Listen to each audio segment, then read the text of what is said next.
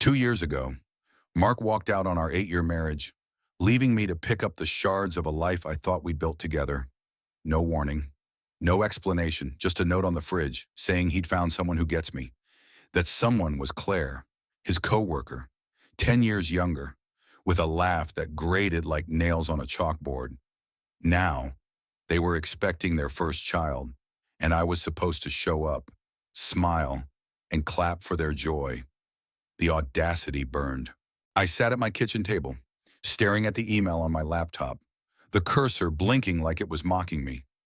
The invitation was for this Saturday, at their sprawling new house in the suburbs, a house Mark and I could never afford when we were together. My fingers hovered over the keyboard, itching to type a scathing reply, but I stopped. What was the point? They'd already rewritten our story, painting me as the bitter ex who couldn't move on. But I wasn't bitter, I was furious.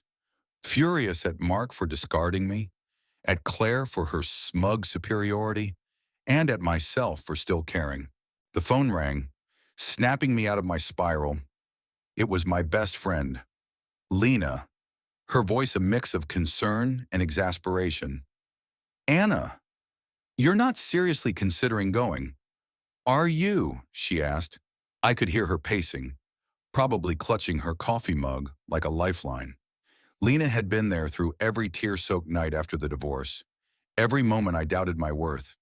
"They're baiting you," she said. "Claire wants to parade her perfect life in front of you. Don't give her the satisfaction." I sighed, running a hand through my hair. "I know, but if I don't go, they'll say I'm jealous or petty. If I do go, I'm stepping into their trap. Either way, they win." Lena was silent for a moment, then said softly, "You don't have to play their game. Anna, you're stronger than that." Her words were a lifeline, but they didn't erase the knot in my stomach. The next few days were a blur of indecision.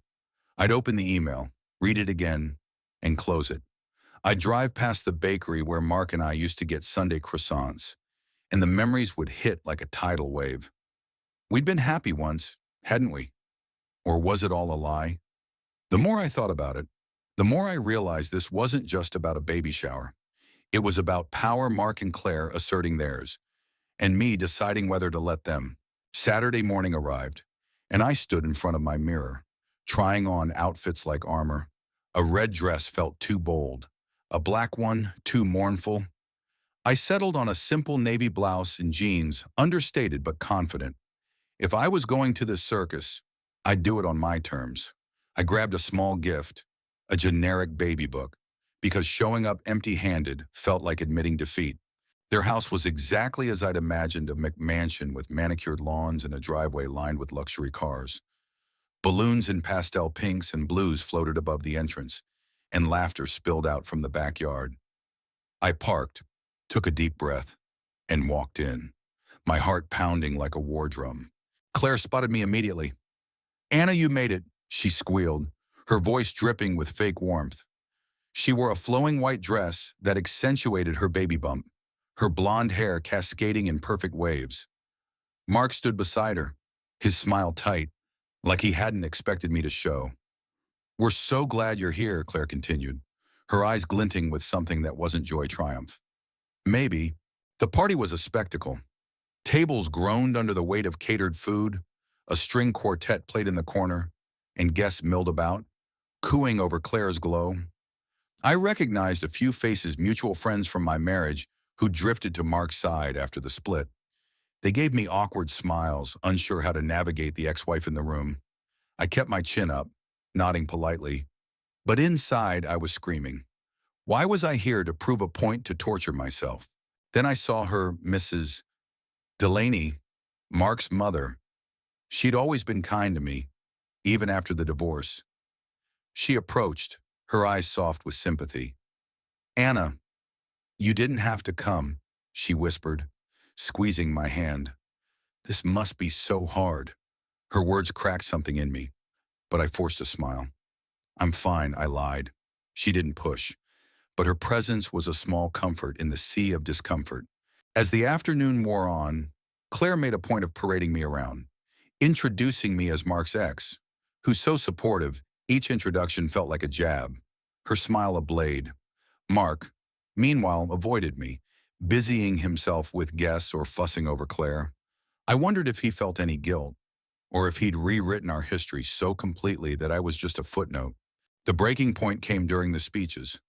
Claire's sister stood up, gushing about how Claire and Mark were meant to be and how their baby was a miracle of love. The crowd clapped, but I felt like I was suffocating. Then Claire took the microphone, her voice saccharine. "I want to thank everyone for being here, especially Anna," she said, her eyes locking onto mine.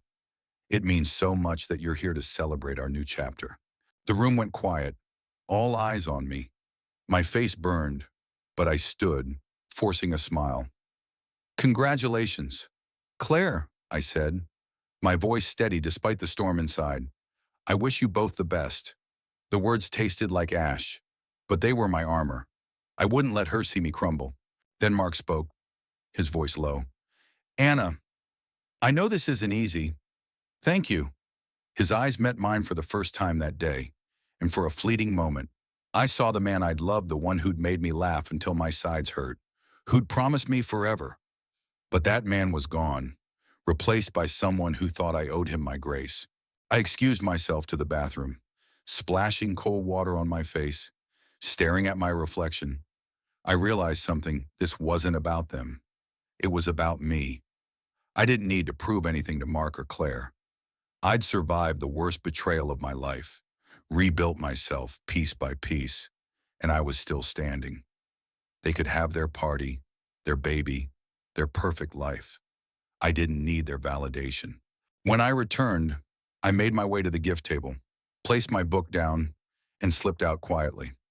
The drive home was cathartic, the weight lifting with every mile. Lena was waiting at my apartment with wine and takeout. "How'd it go?" she asked. Eyebrows raised. I laughed. A real laugh. For the first time that day, I survived. I said, and I'm done letting them define me. That night, I deleted Mark's email, blocked their numbers, and started a new chapter 1 where I was the hero of my own story. I didn't need to attend their party to prove my worth. I was enough, and that was more than they could ever take from me. What do you think? Did Anna make the right choice by going, or should she have stayed away? Share your thoughts on justice, loyalty, or navigating messy human relationships.